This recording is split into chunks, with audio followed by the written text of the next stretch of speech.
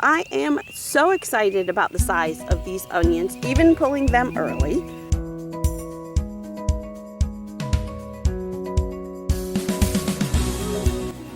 Hi guys, it's Lori from Home Right. I need to get out in the garden today to transition my keyhole bed that actually had onions in it. Now we're transitioning it to put some eggplant in it.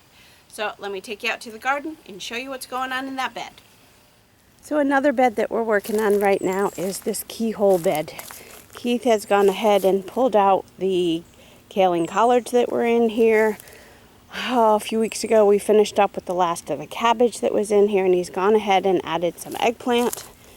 I know these onions aren't quite done yet, but I need this bed to be able to put some more stuff in, so I'm actually going to pull out all of the onions here, lie them down to dry out, and then I'll transition and put those into the garage so that they can kind of cure for a couple of weeks.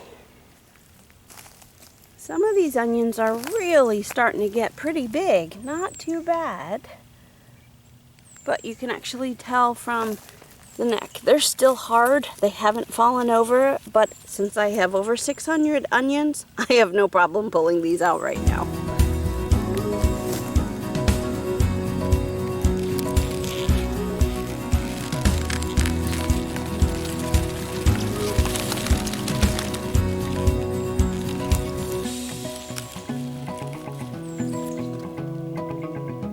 Here's a good example. This onion top is actually starting to get soft. See how that neck is soft? So he's getting to a really good place where he can get harvested. So I'm not too far off with a lot of these onions. Yeah, that's a really loose neck. Perfect. That's a good sized onion right there.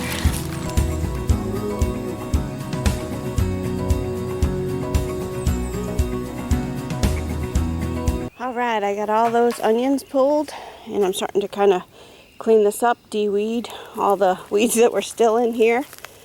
But these onions look awesome! This is our first time growing onions from seed, so I am so pleased with all of these onions. That guy's probably my biggest onion.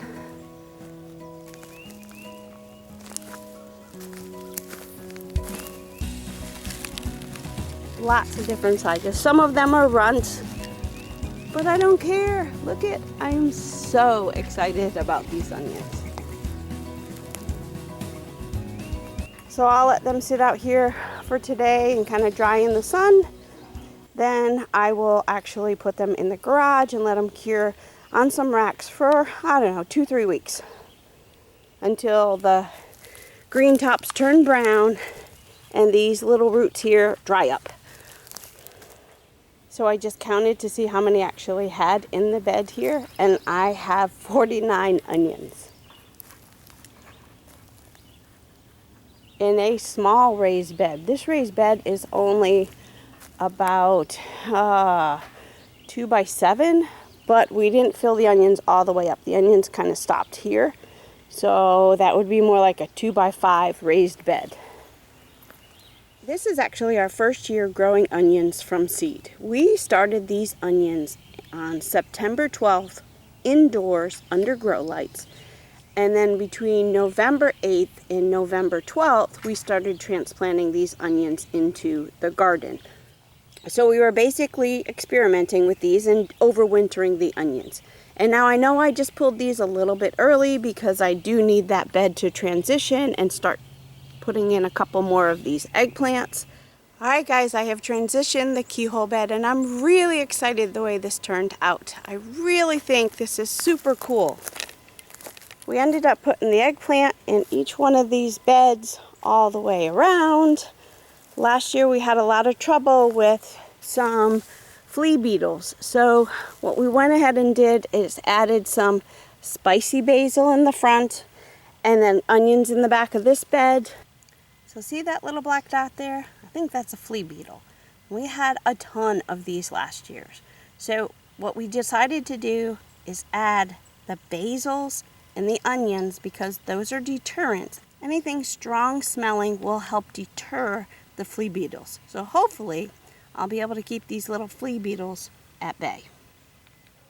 Then over on this bed, I also have spicy basil in the front, and in the back here are shallots. And then going over to the back side here, again, I have eggplant down the middle. The two eggplants on the outside are long purple eggplants. All of the other eggplants in the other beds are all Black Beauty eggplants. But what I did here is I put lemon basil across the back, and again, shallots on this edge here. I do have a whole bunch of cilantro. It doesn't look great right now because I just harvested. This is actually my biggest harvest of cilantro. I just washed it.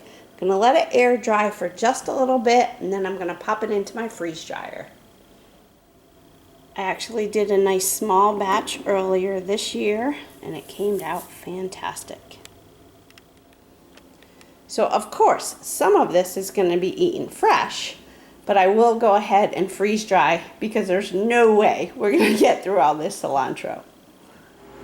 So I went ahead and de-stemmed all of the cilantro and I put them into 4 trays. Now all I have to do is put them in the freeze dryer.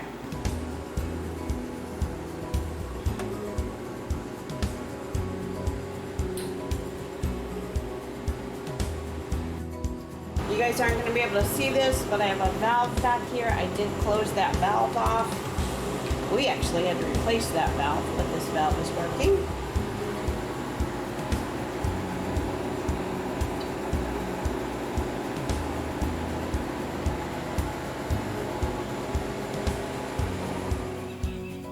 So once the freeze dryer finished, I was able to put the cilantro into these jars. Like I said, this is the cilantro that I had done earlier, and I was able to fill this entire jar, and the cilantro looks amazing.